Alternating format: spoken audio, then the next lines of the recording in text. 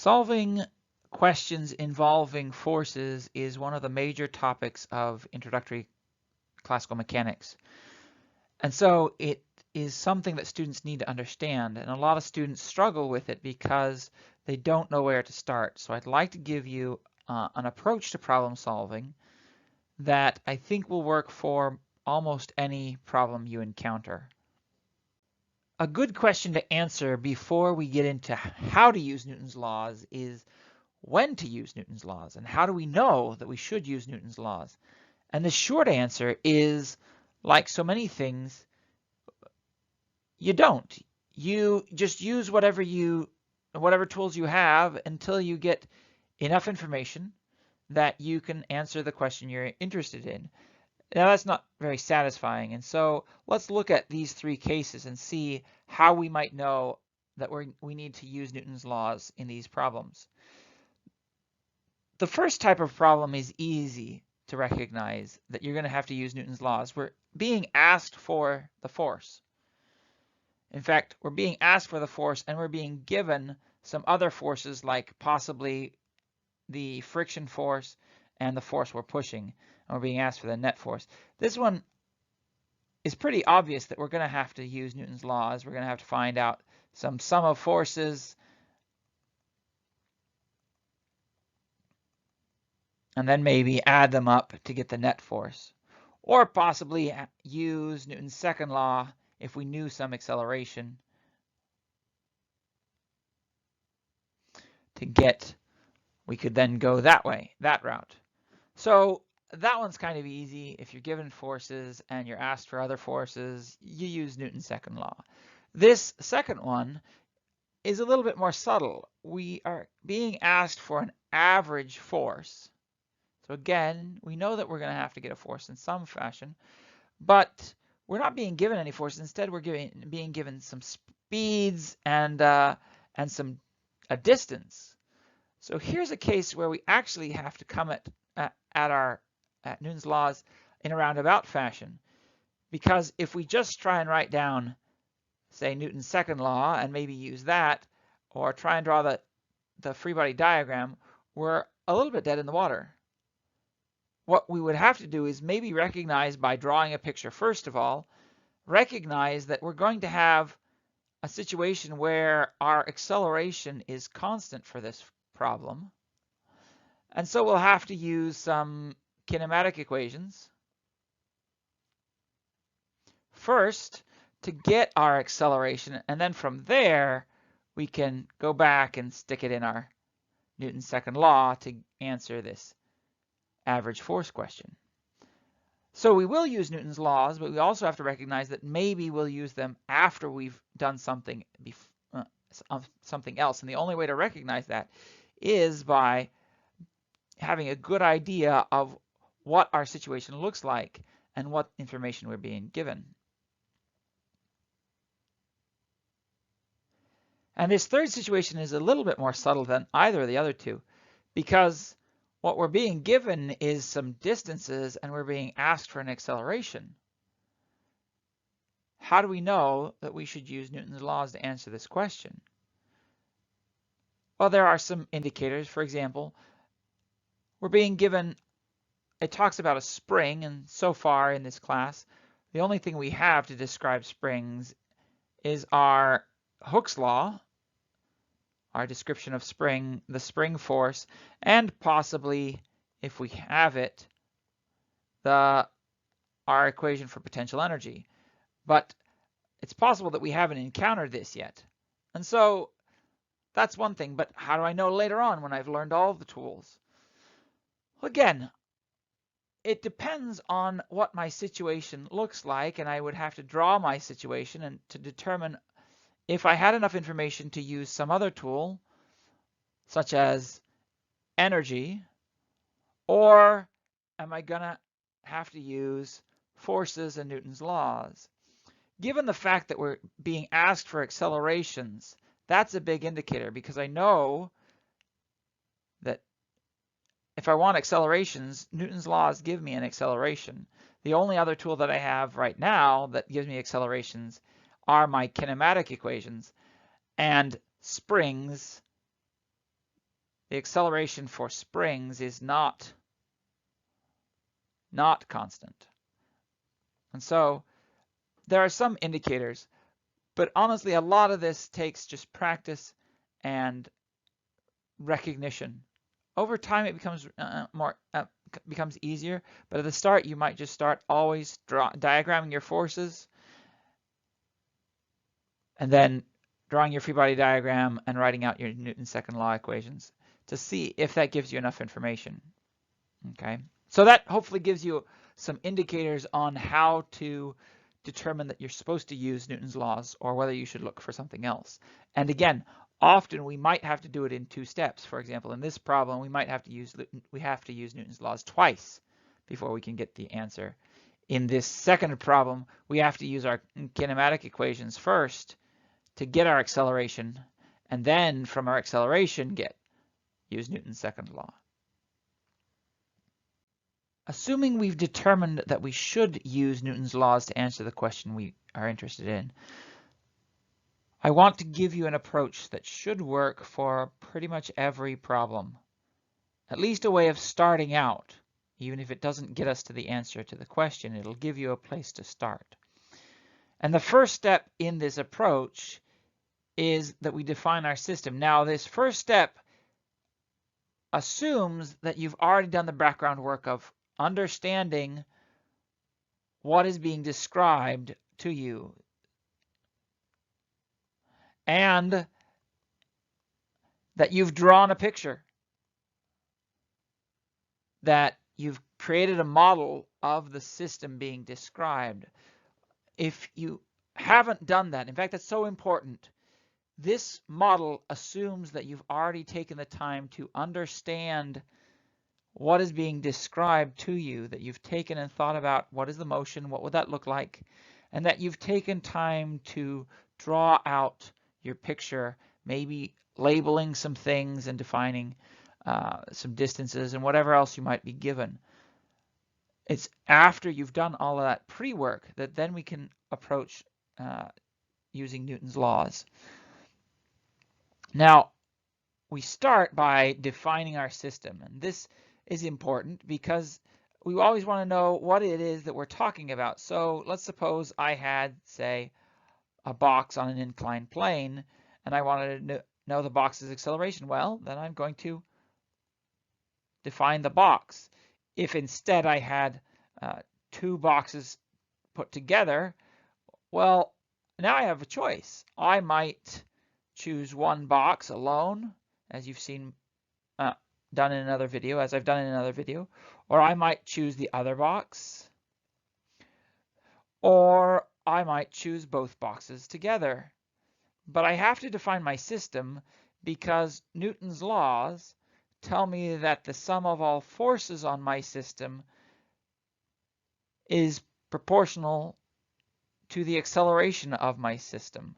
And so without defining what my system is, I can't really discuss what forces are on it or what its acceleration will be. Once we've defined what our system is, then we can ask what's touching our system. This is important for determining what are the forces on our object. Remember that the forces, at least in classical mechanics, all forces are contact forces, meaning they have to touch the system, except for gravity. We have one long-range force, and that is gravity. And gravity's easy. Near the surface of the Earth, gravity always points straight down.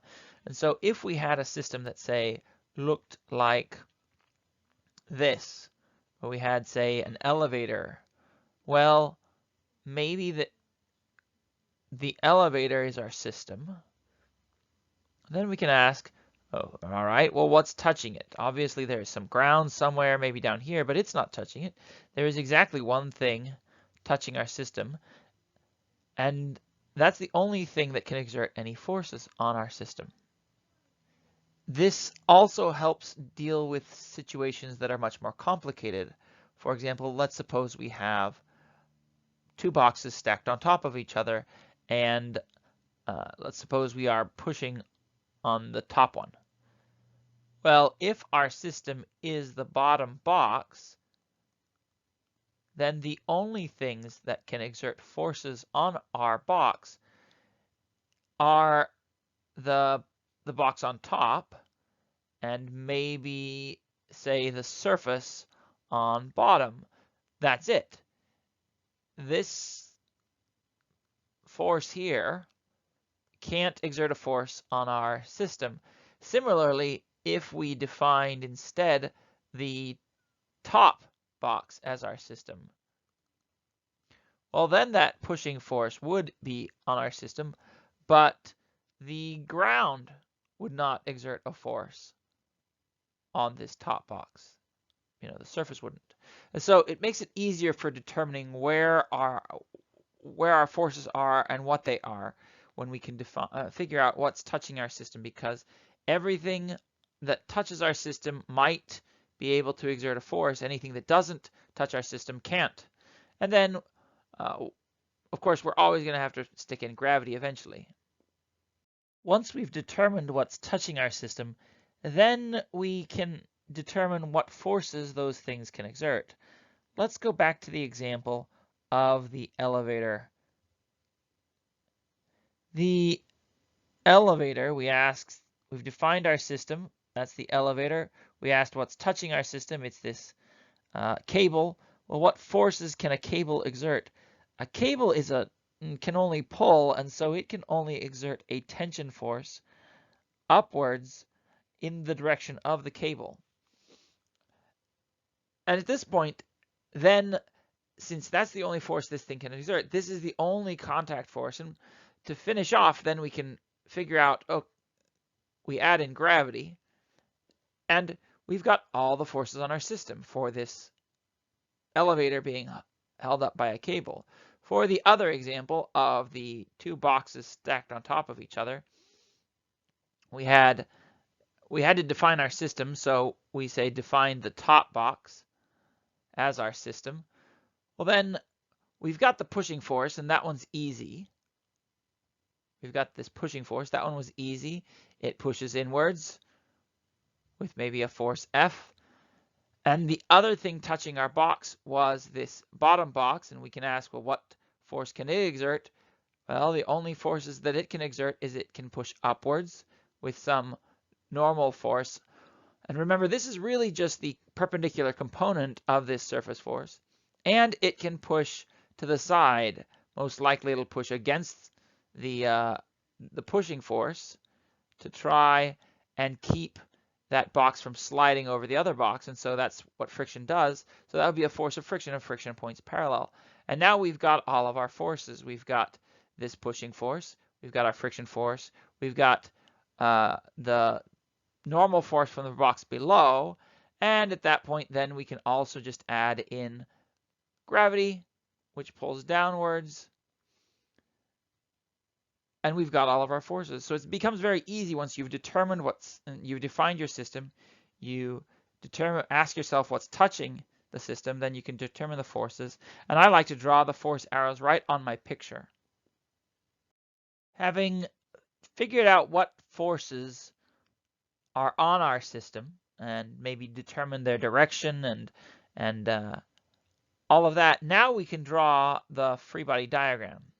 And this is just a good, quick visual representation that helps us see what we would expect to happen with our system. Is it going to be in balance, all of our forces, so we have zero acceleration, or is it going to have some net acceleration in a certain direction?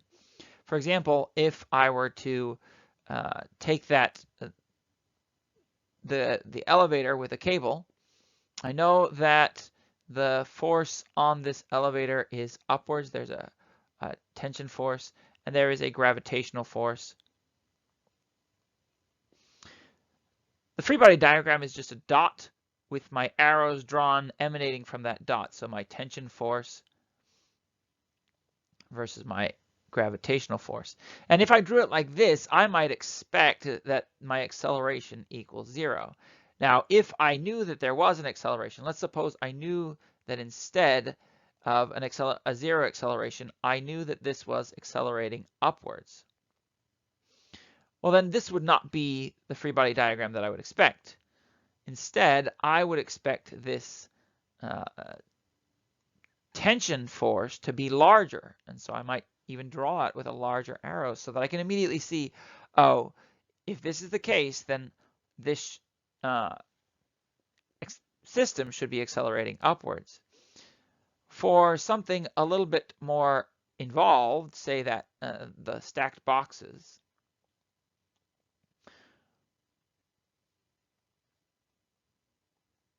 well, if I were to draw my free body diagram, remember we had the normal force pointing upwards from the box, or the perpendicular component of this surface force.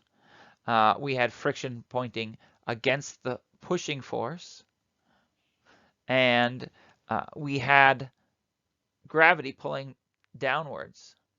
So if I were to draw this and I wanted to find out, say, what force I can push with before this starts to slide, for example. Well, I draw my free body diagram and I expect that all of these will be in balance. There should be no acceleration, and so I would expect that if this is not sliding, the normal force has to equal the gravitational force, so I draw those two arrows in roughly the same length, and my friction force has to be roughly equal to my pushing force. And now I can quickly see that, yeah, I would expect for something like this that my acceleration is 0. And if I made this pushing force any larger, well, then I would say, no, I would expect an acceleration to go in this direction. So by drawing my free body diagram, it gives me a quick visual representation of what I expect my system to do. It also helps me get ready for the next step. Let's suppose we had something a little bit more complicated in its geometry, say a box on an inclined plane where perhaps we have a force pulling it up the inclined plane. Maybe this is a tension force in a string, and we have gravity pulling it downwards. And we can also look, there's a surface that is going to be pushing normal to the surface and maybe some friction pointing down the incline. Well, if I were to draw this free body diagram, it would look something like this. I would draw my free body diagram, and I like to draw for myself the line of the plane just to orient myself. And then, well, my tension force pushes up the hill. My gravitational force pulls straight down. My friction force points down the hill, and the normal force, the perpendicular component of my surface force, points perpendicular to my hill. And if I were to look at this, then this is my angle of my incline, and this also is going to be the angle of my incline. And this gets ready for choosing an axis and breaking my vectors up into their components. With the free body diagram, the next step becomes easy in choosing what axis we should use to break up our vectors. Typically, for example, if we had that the free body diagram for the elevator, where there was a force of tension and a force of gravity, typically we're going to use the standard Cartesian coordinates, just a vertical coordinate and a horizontal coordinate, where we might call the vertical the y direction and the horizontal the x direction. Honestly, this is what will serve for a lot of systems. For example, with the boxes, where we had the pushing force and the friction force, the normal force from the box below, and the force of gravity. This Cartesian coordinate system still works. and there's no reason to choose anything else. And so typically we will choose a good old up, down, and left, right as our coordinate axis.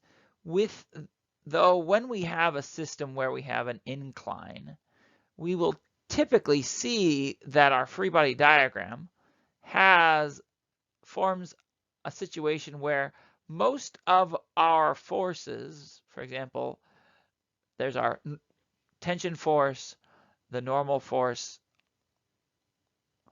and the friction force.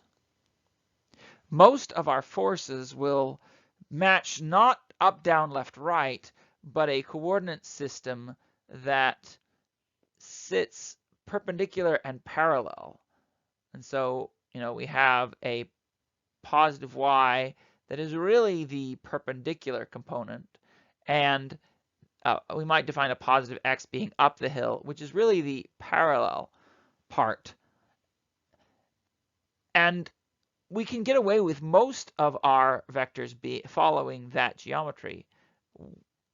Any vectors that don't, for example, the force of gravity, then we'll have to follow the next step, which is to be mindful of our geometry and break things into components. Now, there are lots of systems where we don't have to break any vectors up into different components. In fact, in most systems, it's going to be pretty obvious which vectors are in which direction. For example, in our elevator, this one only has vectors in one direction. So everything is going to be in the y direction. Nothing will be in the x direction. In the box example, we're going to have the forces, our pushing force and our friction force, be in our x direction, our normal force and our gravitational force be in the y direction. And so in this case, really all we have to do is recognize that, okay, these two forces are in our y direction, our vertical direction, and these two forces are in our x direction. And we don't have to actually find different components. When our forces don't exist exactly along perpendicular directions, for example, in the inclined plane example, where we had the force, the tension force, and the normal force, and the friction force pointing down the hill. Well, those are fine. We picked this rotated coordinate system where we said, okay, up the hill is x and off the hill is y.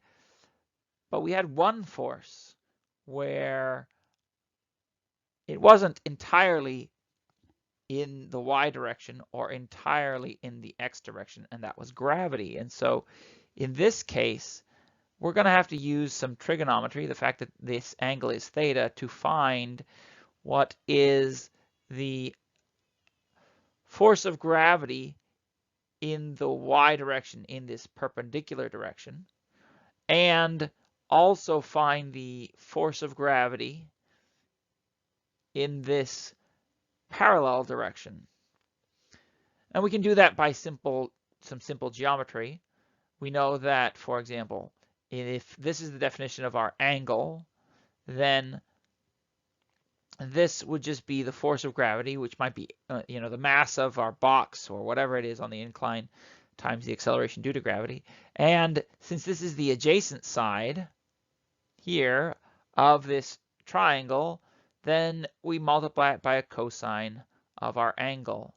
Whereas the parallel side is going to be the force of gravity times sine of our angle, because it's an opposite side of a right triangle. And then in our equations, when we write them out using Newton's second law, instead of using FG like this, we can't. We're going to have to use the parallel component along with the normal force and the tension force. And we're going to have to use the perpendicular component sorry, that's not supposed to be a normal force. That should be a friction force. My apologies. So we'll have to use the parallel component along with the friction force and the tension force. And we'll have to use the perpendicular component along with the normal force. And so we'll get two equations, one for each of our axes, and that's going to be standard. But only components that are along those axes go in those equations. And that leads very easily into our next step, which is to write out the equations as given by Newton's second law. Remember, Newton's second law is that the sum of all forces is equal to the mass of our system times our acceleration of our system. This is why we take so much time to figure out, based on forces and the description and understanding of our system, as to whether or not we have any acceleration and what the net forces are, because that lets us write down an equation and turn this picture we've been developing with these physical concepts into a mathematical equation. And we have to remember that this mathematical equation is a vector equation, and we don't want it to be a vector equation. We want it to be a scalar equation. So, for example, let's take the elevator example where we had the force of tension pulling upwards and the force of gravity pulling downwards. And let's go with the example where we had some acceleration in this direction, in this upwards direction, in the direction of tension. And we've picked as up our positive y direction and to the right as our positive x direction. Now, the horizontal direction is trivial. We can look at the sum of forces in that horizontal direction. There are none. And also we can look at the acceleration in that direction. There is none. And we get a boring equation, 0 equals 0. That's not very illuminating. But we can do the same thing for the vertical direction, for the y direction. We just have to figure out, well, what are the forces? And so we've got a force of tension, and we've got a force of gravity. And we have to determine, since they're vectors, and we don't want to deal with them as vectors, we want to turn them into scalars, whether they are positive or negative in our chosen axis, right? Our axis says up is positive, so the force of tension is positive. And if you want to, you can write the plus sign, or you can leave it as implicit. And the gravitational force is negative. And that we have to continue. That's only half of our equation. We've only done this side. We also have to do the other side of our equation so we can continue and say, well, that's equal to the mass of our elevator, for example, and times the acceleration. And the acceleration also points upwards, so that will be a positive acceleration. And there is our equation. We have taken our understanding of our system and turned it into an equation that we can use. Actually, it's two technically, but only one of them is really useful. And maybe that's enough. Maybe it isn't. But maybe that's enough to answer our question. Let's try for another example. For example, let's take the boxes. If we took the box example, we had the force of the box, the lower box pushing upwards. I'll remind you what that looked like, remember. That was here. We were looking and defining our system to be this top box. And we had gone through and we'd drawn our free body diagram. So the force of gravity pointed downwards, and the pushing force, because we were trying to push on this box with a certain force, that was pushing in this direction. And we had some friction that might have been pulling us in the opposite direction, or preventing the two boxes from sliding against each other. And maybe we might even have, say, we could ask ourselves, okay, well, what does this give us? We had chosen our coordinate axis. Up was positive y, to the left was positive x, and we knew that our acceleration for these boxes was 0, maybe. Or certainly for this box is 0, perhaps. Well, now we want to take Newton's laws and take this vector equation and turn it into a scalar equation. And we're going to need to write down two scalar equations because we have forces in the x direction this time and in the y direction.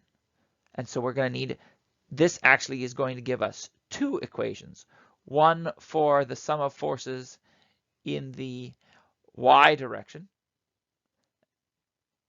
and one for the sum of forces in the x direction. So let's get to it. We can look at the forces in the y direction, and I say there are two. There's the normal force and there's the gravitational force. And this often happens, but is not always true, that these two are the only ones in the vertical direction. And again, the way I've chosen my coordinate system, up was positive, so the normal force is positive, the gravitational force is negative, and that equals the mass of my system times the acceleration in this vertical direction. And our acceleration in any direction is 0, and so there's one equation. Now I just have to go to the other direction and do this x direction. The sum of forces in the x direction, I said to the right was positive, so I have the pushing force minus the friction force. The friction force is pointing to the left, so it's a negative force. And that equals the mass times the acceleration. The acceleration is still 0, and so there's my two equations. And maybe that's enough. Maybe that's all I need. Perhaps I need to look for other relationships to answer my question, but at least this much I can do just from my understanding of the situation. Let's go for one more example. Let's suppose I have a box, that box on the incline. Right? So we had some box on an incline. The incline had some angle, and we wanted to find out sum of forces. We had drawn our free body diagram. We had gravity pointing downwards. But this time we had not things in the direction up, down, left, right, but along the direction of the incline, where we had a force of tension pulling us up the incline. We had the incline pushing against our box and providing a normal force. We also had the friction between the incline and the box. And so we have this sort of rotated system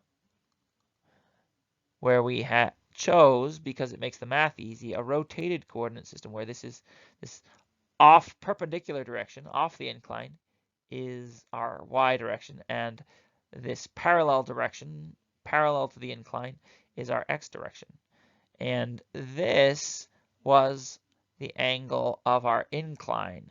How do we know that that's the angle of our incline? Well, because this has to be the angle of our incline. As you can see, right, if I go from the horizontal to the parallel, that's theta. Then if I go from the vertical to the perpendicular, that also has to be theta. And we had worked out now two components. We had worked out the perpendicular component of gravity, the force of gravity, perpendicular, which we determined was the force of gravity, mg, probably, times cosine of our angle. And we had also worked out then the parallel component of gravity, which was the force of gravity sine of our angle. And now we want to put it all together. We want to write out our equations. We're going to use, once again, we need to make sure we can use Newton's second law, which says that the net force is equal to mass times acceleration, but it's a vector equation. We want to turn it into scalars, and so we pick each direction.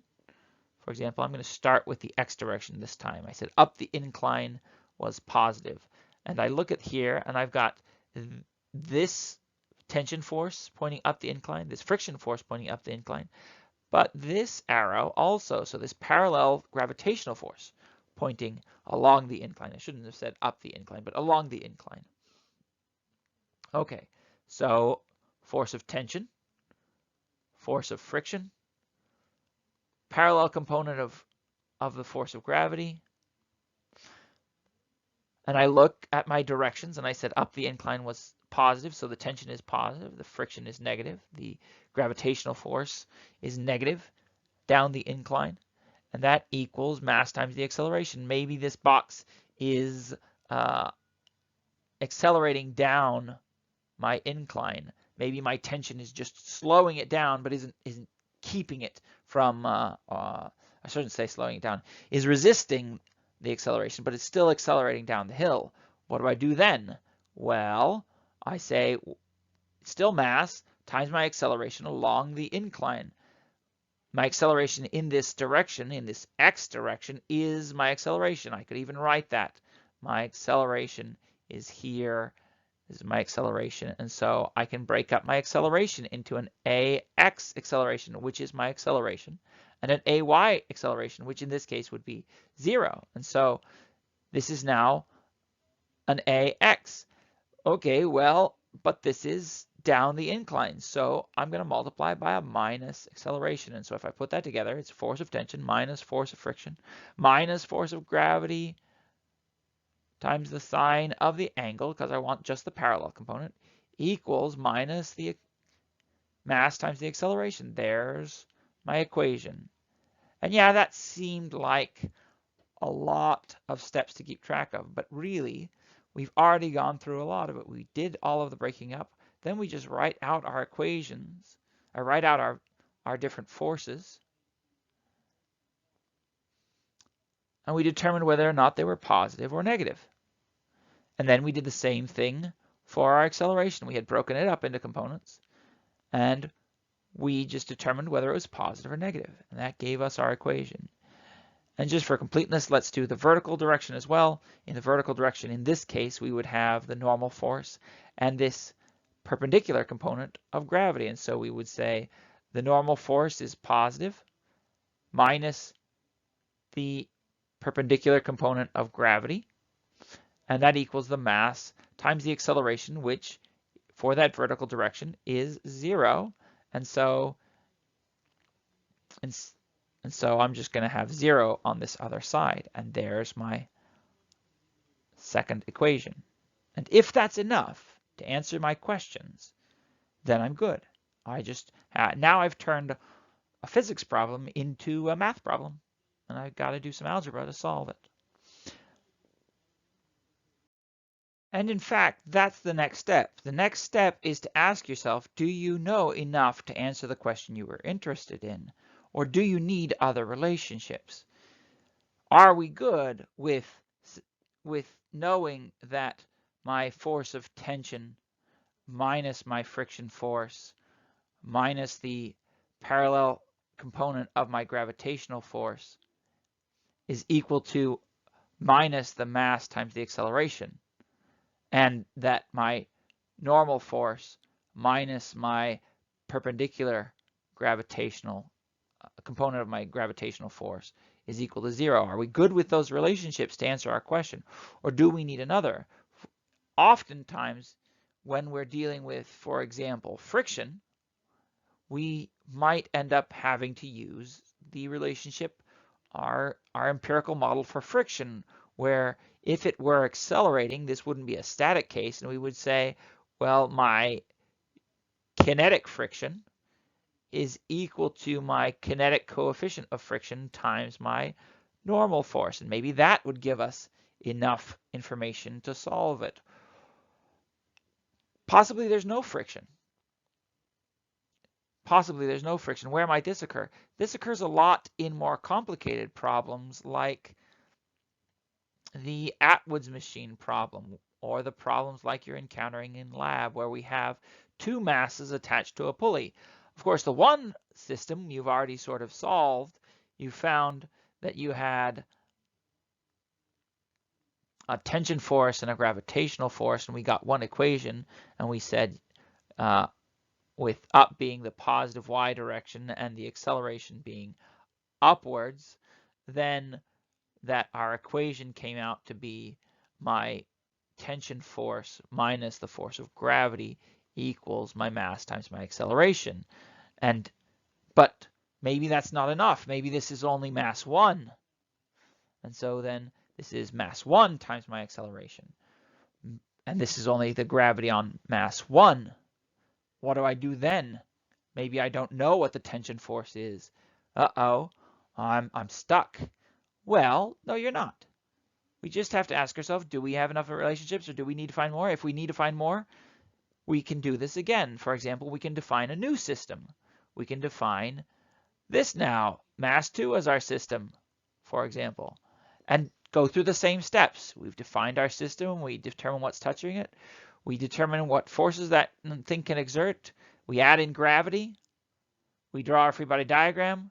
We choose a coordinate system, and that's something that trips students up. You can choose a new system, a different coordinate system. For example, we might choose down now as our positive y direction, because we know that if these are connected by a string, then this box also has to accelerate downwards while the other one accelerates upwards. And that keeps our accelerations both positive, all positive. And so we can go through this system, and now we might get, okay, there's now a force of tension, and the tension in the string is equal so long as the pulley is massless.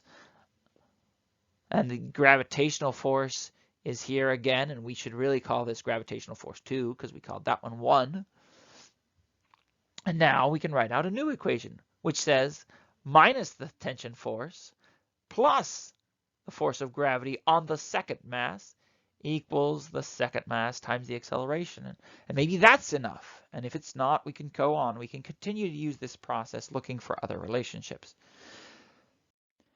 So hopefully this discussion gives you a way of approaching problems once you've determined you're going to have to analyze forces.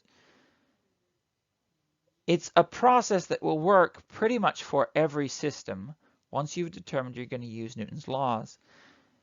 Now, it won't always necessarily answer the question, because if we need relationships, and maybe this is only to get us to some intermediate step. As you saw in those 3 examples that we started with, maybe the force is only a step towards getting us the acceleration that then we can use kinematic equations, or maybe using something else, some new tool as we go through this class. So this isn't necessarily a guaranteed way of analyzing every problem involving forces to get the answer to whatever question you want to answer, but it is an approach you can use. And for a lot of these force analysis problems, it will get you the answer you need. For some, you might have to find more relationships. Hopefully that helps and gives you something to a way of approaching and starting on problems, and gets you over that hurdle of, how do I solve this problem? I don't even know where to start. If you have any questions, come talk to me.